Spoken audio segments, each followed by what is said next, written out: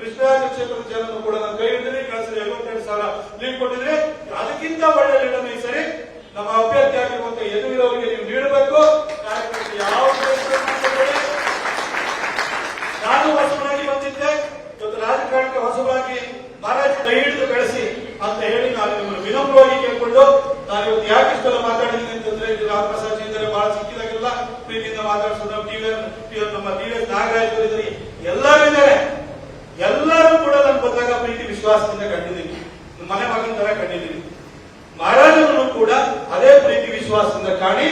ನಿಮ್ಮ ಋಣ ನನ್ನ ಮೇಲೆ ಮೈಸೂರು ಬೆಳೆ ಮಾಡಿರ್ಬೋದು, ಆದ್ರೆ ಕಾರ್ಯಕರ್ತರಿಗೆ ನಾನು ನಿಮಗೆ ಎಷ್ಟೋ ನಿಮ್ಮ ದುಃಖ ದುಮಾರಗಳನ್ನ ಪರಿಹರಿಸಲಿಕ್ಕೆ ಈ ಮೈಸೂರು ಅಂತ ಜಾಗದಲ್ಲಿ ಬರೀ ದ್ವೇಷ ಅಸೂಯೆ ಜಾಸ್ತಿ. ಈ ಮಹಾರಾಜರು ಊರಿದ್ದು ಭಗವಟ್ಟರು ಇರ್ತಾರೆ, ಚಾಣಿಕೋರು ಇರ್ತಾರೆ, ಇಂಥ ಊರಿದ್ದು ಏನು ಮಾಡಕ್ಕಲ್ಲ. ಮಹಾರಾಜರು ಊರುಗಳಲ್ಲೆಲ್ಲ ಹಂಗೇನೆ ಇರ್ತವೆ. ಹಾಗಾಗಿ ನಿಮಗೆ ಕಷ್ಟಕ್ಕೆ ನಾನು ನಮ್ಗೆ ಸ್ಮರಿಸಲಿಕ್ಕೆ ಆಗಿರ್ಲಿಕ್ಕಿಲ್ಲ ಎಷ್ಟೋ ಸರಿ. ಹಾಗಾಗಿ ಮುಂದಿನ ದಿನಗಳಲ್ಲಿ ಕಾರ್ಯಕರ್ತರ ಜೊತೆ ಸೇರಿ ಬ್ಯಾನರ್ ಬಂಟಿ ಕಟ್ತೀನಿ, ನಿಮ್ ಕಷ್ಟ ಕೇಳ್ತೀನಿ, ಏನೇ ಬಂದರೂ ಕೂಡ ನಾನು ನಿಮ್ ಜೊತೆ ಇರ್ತೀನಿ ಅಂತ ಹೇಳ್ತಾ ನಮ್ಮ ಅಭ್ಯರ್ಥಿ ಆಗಿರುವಂತಹ ಯದುವೀರವರನ್ನ ನೀವೆಲ್ಲರೂ ಕೂಡ ಒಳ್ಳೆ ಮನಸ್ಸಿನಿಂದ, ಯಾವುದೇ ಮನಸ್ತಾಪಗಳಿರ್ತದೆ, ನಾನೇನ್ ಬಂಡಾಯ ಅಭ್ಯರ್ಥಿ ಅಲ್ಲ, ಅವೆಲ್ಲ ಮಾಡಲ್ಲ, ನಮ್ಮ ಅಪ್ಪನೇ ಜನಸಂಘದವರು. ಹಾಗಾಗಿ ನೀವೆಲ್ಲರೂ ಕೂಡ ನಾವೆಲ್ಲ ಒಳ್ಳೆ ಮನಸ್ಸಿನಿಂದ ಮಹಾರಾಜರನ್ನ ಗೆಲ್ಲಿಸೋಣ. ಮತ್ತೆ ಮೋದಿ ದೇಶಕ್ಕೆ ಪ್ರಧಾನಿ ಆಗಬೇಕು, ಅವ್ರಿಗೆ ಹಿಂದೆ ಕೈ ಎತ್ತಕ್ಕೆ ಯದುವೀರರು ಹೋಗಿ ನಿಂತಿರಬೇಕು.